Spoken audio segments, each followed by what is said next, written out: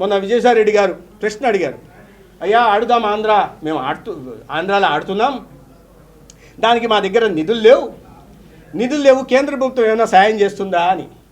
కేంద్ర ప్రభుత్వం అనింది, అయ్యా స్పోర్ట్స్ అనేవి రాష్ట్రానికి సంబంధించింది, మీరు ఏదన్నా పెడుతుంటే దానికి మేము కాంప్లిమెంటరీగా నిధులు ఇవ్వడానికి అవకాశం వస్తుంది, మీరు 5 పైసలు పెట్టకుండా కేంద్ర ప్రభుత్వం ఏం చేస్తుంది అని అడిగారు అని వాళ్ళు ప్రశ్నించారు.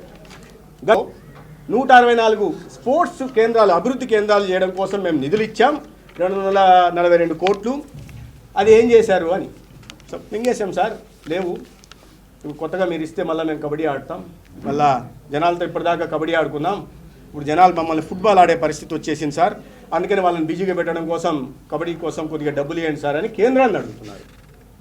అవునయ్యా, అమృత్ కింద ప్రతి పట్టణానికి, ఈ రాష్ట్రంలో 33 పట్టణాలకి అమృత్ 1O కింద 3450 కోట్లు ఇస్తే, అంతే మొత్తం అమృత్ 2O కింద కూడా ఇచ్చి ప్రతి పట్టణంలో రిక్రియేషన్ కింద, స్పోర్ట్స్ ఫెసిలిటీ కింద మీరు స్టేడియంలు కట్టమని కూడా నిధులు ఇచ్చారు. ఆ నిధులు ఏమైనా సమాధానం చెప్పండి. ఆడుదాం ఆంధ్ర అని చెప్తే ఎవరిని మోసం చేయడానికి వస్తున్నారు? ఎన్నికలప్పుడు ఆడుదాం ఆంధ్ర పోయి దాన్నన్నా చేయగలుగుతున్నారు సక్రమంగా.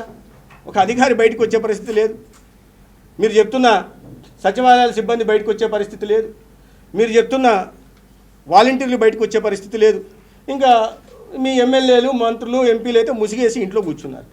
ప్రజలు మీతో మీరు బయట కనిపిస్తే ఫుట్బాల్ ఆడడానికి రెడీగా ఉన్నారు.